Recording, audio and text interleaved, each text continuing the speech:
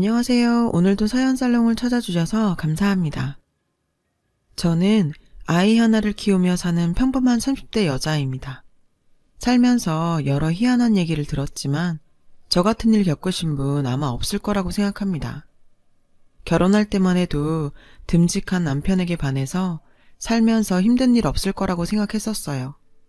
그 생각은 처음 시댁을 만난 자리에서부터 빗나가고 말았습니다. 제가 남편보다 3살 연상이거든요. 시댁에서는 이 점을 참 못마땅하게 생각하셨죠. 처음 만난 자리에서 제 나이 이야기를 물고 늘어지셨어요. 우리 애가 뭐가 모자라서 연상이랑 결혼을 하게 됐는지. 참, 결혼을 한다니 시키긴 하는데 내 마음이 참 안 좋다. 제 앞에서 이렇게 말씀하시는데 눈물이 찔끔 났었어요. 나이 많은 게 제 탓도 아니고 서로 좋아서 한 연애인데 왜 제가 죄인처럼 고개를 숙여야 하는 건지 알 수 없었어요. 그래도 남편이 나중에 사과하면서 우리 엄마가 워낙 말을 직설적으로 해. 자기가 이해해줘. 결혼하면 엄마가 무슨 상관이겠어. 그렇게라도 말해줘서 기분이 좀 풀렸어요. 사실 요즘 세상에 시집살이가 뭐 그리 심하겠어? 라고 안일하게 생각했던 부분이 있었습니다. 하지만 이건 완전히 제 착각이었어요. 결혼하고서부터는 시댁에서 나이가 많으니 아이부터 빨리 가지라고 재촉하셨죠. 제 나이가 남편보다 많아서 당장이라도 급하다고요. 신혼을 즐기려고 했던 저와 남편은 당황스럽기 그지없었습니다. 처음 3달 정도는 독촉만 하시던 시어머니께선 저희 결혼한 지 반년쯤 넘어가자 점점 전화로 간섭이 심해지셨어요. 얘, 너희 관계는 잘하고 있는 거니? 네 나이가 많아서 원 걱정이다. 너희 혹시 피임인지 뭔지 그거 하는 건 아니지? 그거 많이 먹으면 호르몬 변화 때문에 모유 질도 나빠진다더라. 나이 많은 몸으로 시집와서 효도할 방법은 임신밖에 없는 거야. 딴 생각 말고 어서 임신부터 해. 저희 시어머니는 제가 회사에 있건 말건 시시때때로 전화를 거셔서 이런 식으로 잔소리를 하셨어요. 남편은 미안해 했지만 그렇다고 시어머니를 적극적으로 말리진 않았어요. 결국 모든 걸 당하는 것은 저였죠. 그런데 뜻밖에도 일찍 아기가 찾아와 주었어요. 따로 피임을 하지는 않았거든요. 임신 테스트기 2주를 보고 꽤나 당황스러웠지만 그래도 시어머니 독촉은 더 이상 안 받을 것 같아 마음은 편해졌어요. 남편에게 알리니 뛸 듯이 기뻐하더군요. 곧 저희 친정에도 소식이 갔고 시댁에도 남편이 알렸죠. 시어머니께서 득달같이 전화가 오시더라고요. 임신했다며? 좋은 일이긴 한데 너 혹시 회사 계속 다닐 생각은 아니지? 요새 나이든 임산부들은 유산이 많다더라. 그렇게 피곤하면 모유도 안 나오고. 애가 제일 중요하지. 일은 무슨 일이야. 당장 그만둬. 사실 남편이 월급이 꽤 많은 편이라 제가 일하지 않아도 생활비 걱정은 없었지만 저는 결혼하고도 일을 계속하면서 살고 싶었어요. 어머님이 관두라고 하실 때 너무 당황스럽더라고요. 제 뱃속 제 자식이잖아요. 당연히 아이가 소중하죠. 그리고 제 일도 소중했으니까요. 제가 우물쭈물하면서 말했죠. 어머니, 근데 제가 하는 일이 그렇게 강도가 센 일도 아니고요. 대부분 앉아있는 일이고 또 저는 일하는 게 좋아서요. 일은 계속 해야 할 것 같아요. 그렇게 말하자마자 전화기에서 불이 났습니다. 얘, 넌 어떻게 된 애가 뱃속 아이보다 네 일 걱정이 먼저니? 그리고 시어머니가 관두라면 고분고분 관두겠습니다 하는 거지. 무슨 잔말이 많니? 네 나이가 어리면 내가 관두라고 하겠어? 나이 많은 여자들은 자궁이 약해서 유산되기 쉬우니까 내가 그러지. 네가 나이만 어렸어 봐라. 내가 이러겠니? 여러 번 할 것 없어. 당장 그만둬. 어머니는 막무가내셨어요. 회사에서 한바탕 당한 저는 울면서 남편에게 전화를 했습니다. 남편에게 말하니 푹 한숨을 쉬면서 이러더군요. 엄마가 걱정이 많아서 그래.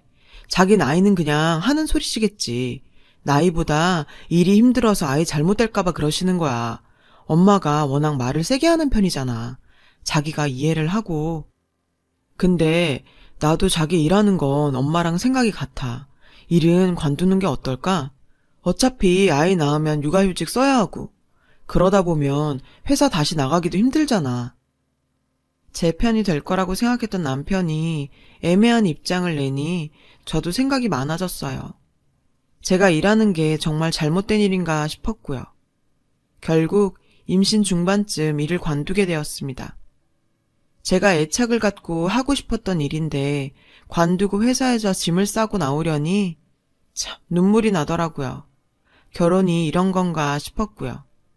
진작 결혼한 제 친구들에게 물었더니 친구들이 조언을 많이 해주었어요.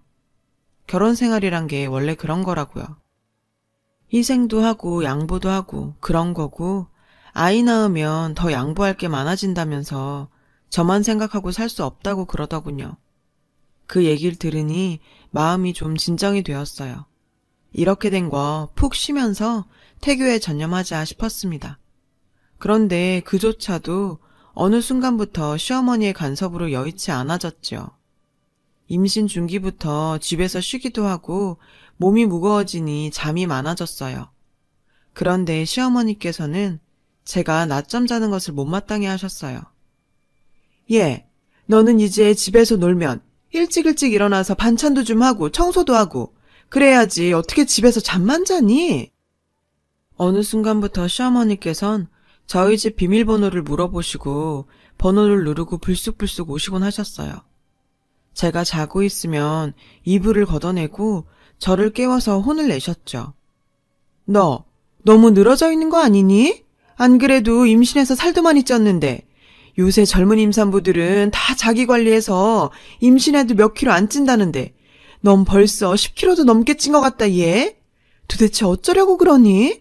그러다 우리 애 딴짓해도 너 할 말 없는 거야? 그날은 잠에서 깨우시는 것도 좀 짜증났고 말씀이 너무 심하다 싶었습니다. 저도 신혼 초부터 참고 참던 말을 쏟아냈어요.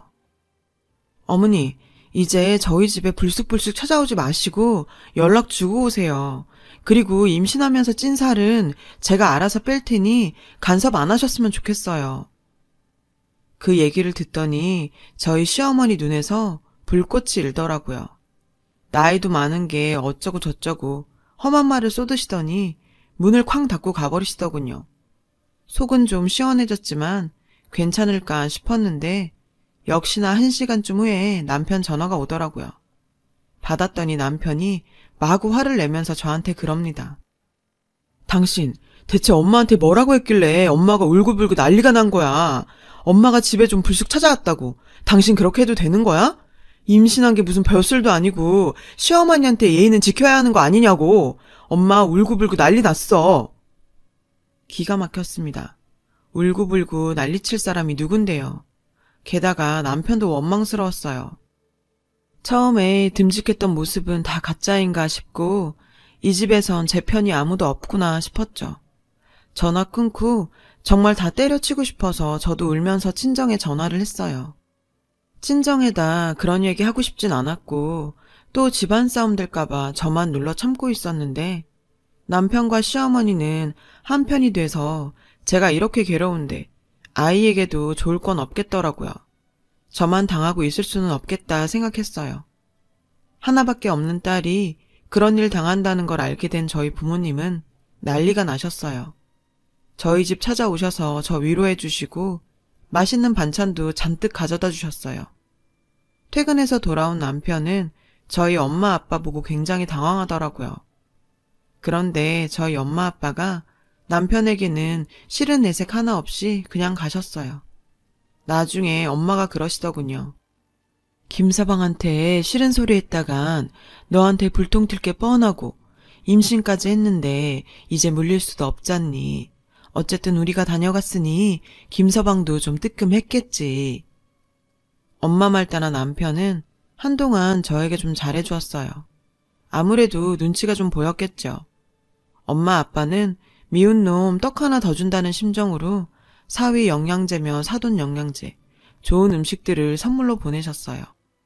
그 심정 지금 생각하면 정말 속이 쓰립니다. 딸 가진 부모라는 게 그런가 봐요. 어쨌든 무사히 임신 기간을 지나 저는 건강한 딸아이를 낳았습니다. 그 과정에서 참 많은 일이 있었죠. 예정일보다 한 달이나 일찍 양수가 터졌어요. 사색이 되어 남편과 병원에 달려가고 병원에서 남편이 저희 친정과 시댁에 연락을 했습니다.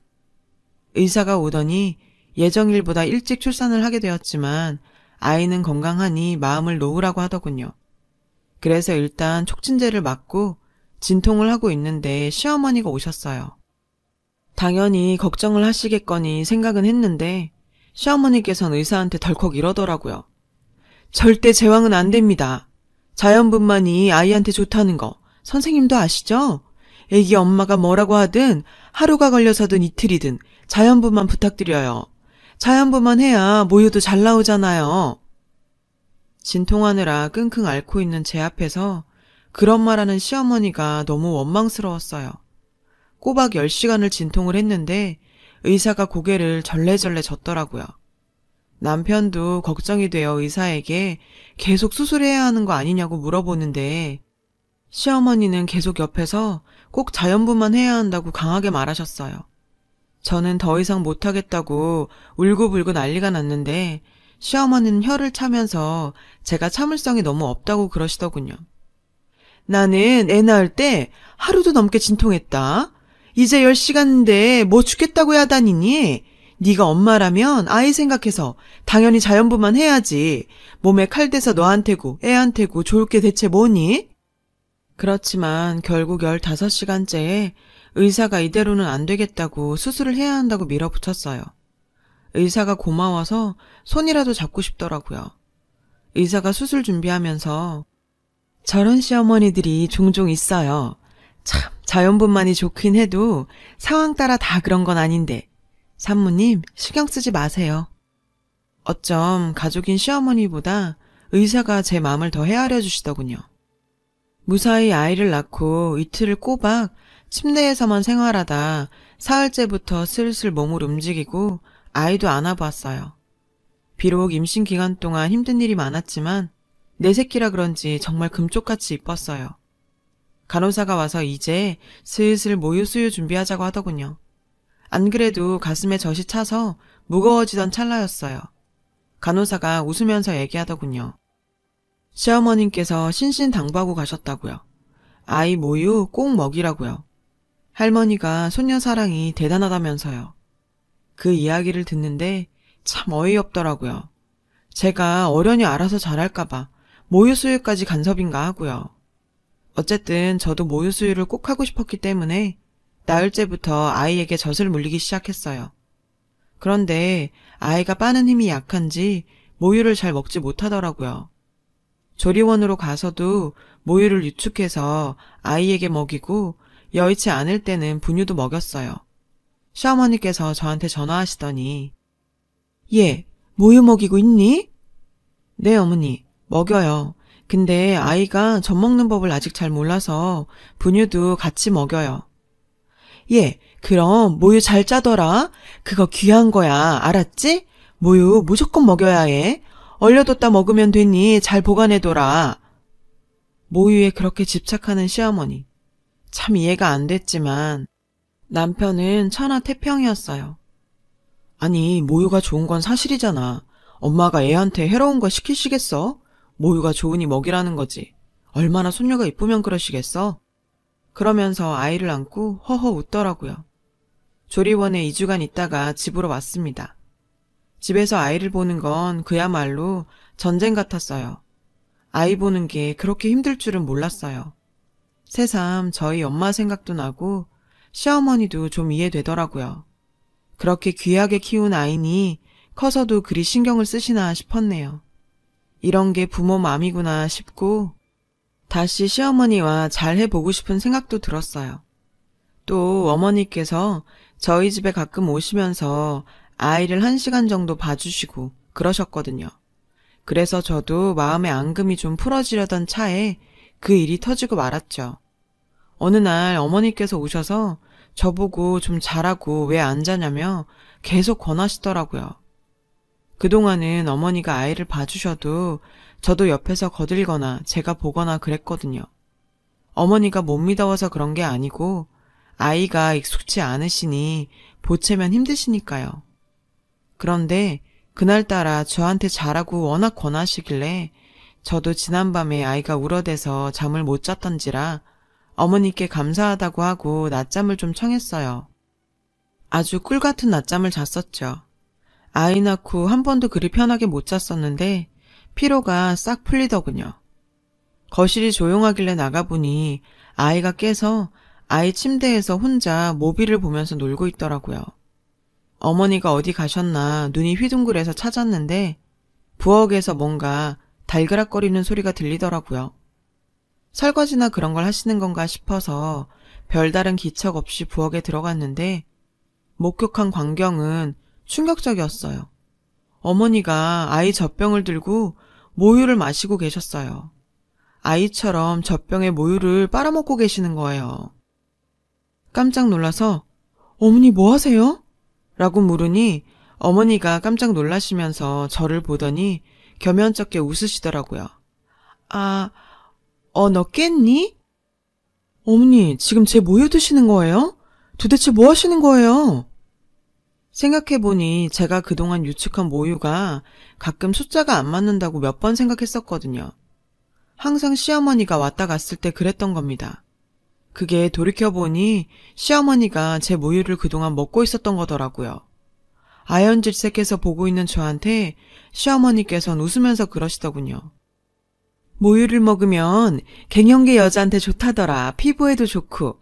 어차피 아이가 많이 먹지도 않아서 남아서 버리게 생겼는데 내가 먹었지 뭐. 괜찮지? 괜찮을 리가 있나요? 저는 그 자리에서 펄쩍 뛰었습니다.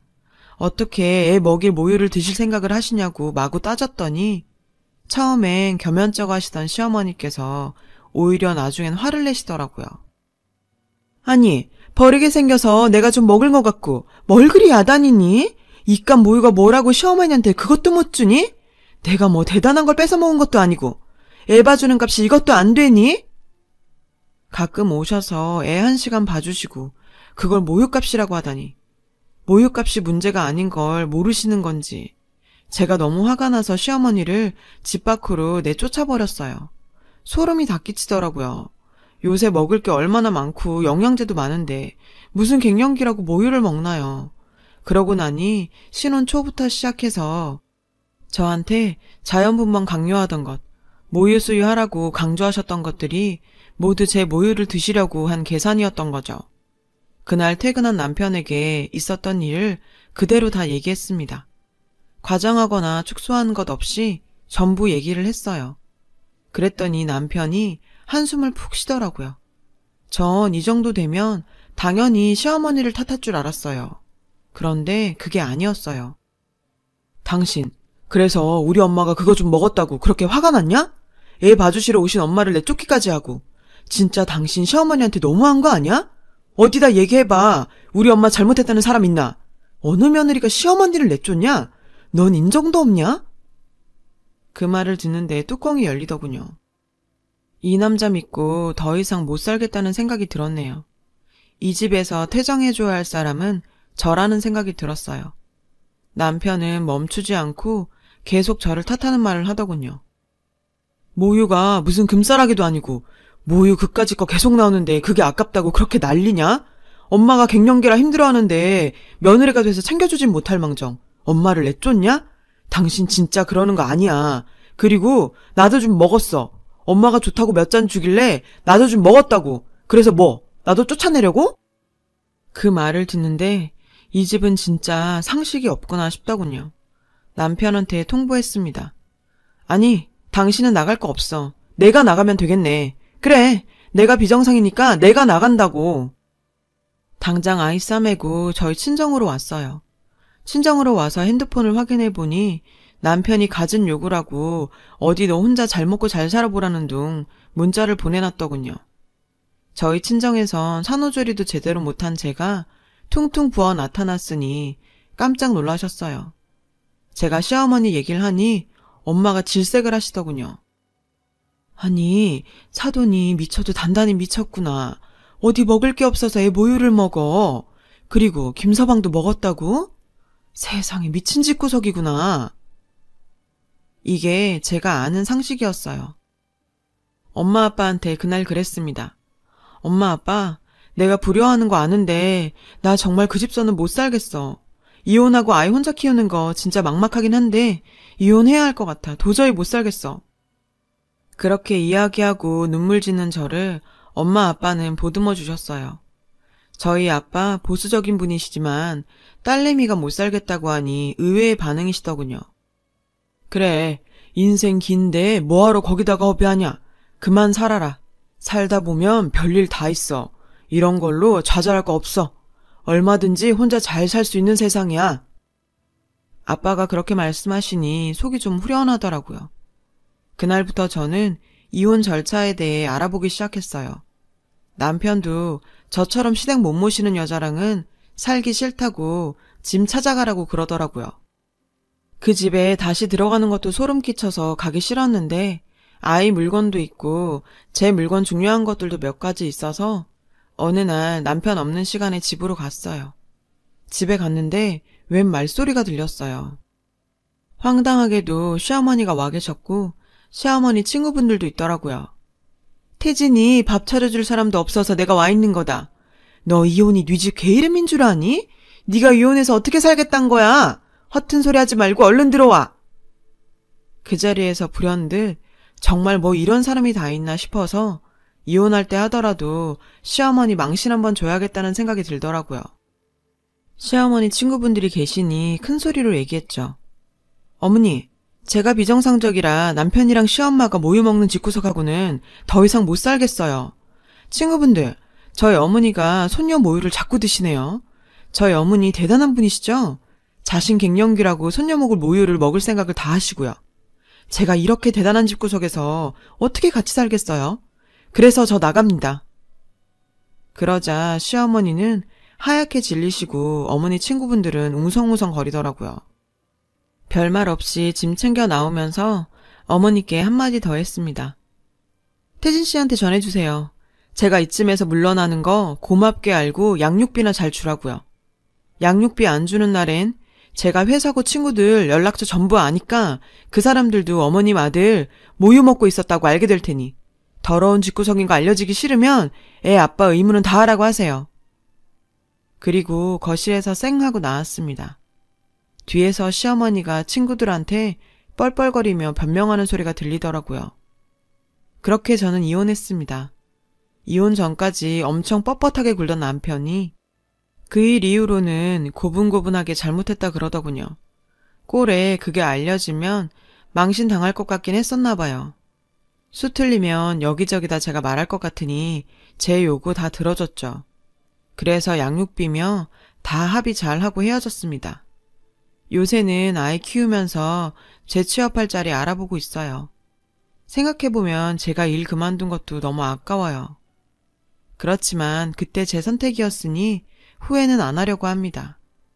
아이 봐주시는 친정 부모님께 죄송스러운 마음뿐이지만 평생 불행하게 사느니 이렇게라도 정리하는 게 낫다고 생각해요. 저희 엄마 아빠 그 집 얘기라면 자다가도 이를 뿌득뿌득 가세요. 다시금 생각하는 건데 제 딸아이는 나중에 반대하는 결혼은 절대 안 시키려고요. 누군가는 그 모유 좀 먹은 것 때문에 이혼하냐 하겠지만 그게 기가 막힌 계기가 된 것이지 그것만이 문제는 아니었네요. 그 집에서 제가 나이 많다고 반대하던 결혼을 한 것부터 모든 일이 꼬였던 것 같아요. 다행히 이혼 후에도 아이는 잘 커주고 있고 요새는 아이 키우는 재미를 쏠쏠히 느끼고 있답니다. 이혼녀로서 삶이 녹록진 않겠지만 그래도 아이 생각하면서 열심히 살아보려 합니다. 잘할 수 있겠죠? 제 이야기를 들어주셔서 고맙습니다. 여러분의 내일도 오늘보다 더 즐거우시길 바래요. 여러분, 사연 댓글에 응원과 현명한 조언 부탁드려요. 좋아요와 구독은 저에게 큰 힘이 됩니다. 오늘도 좋은 일 가득하세요.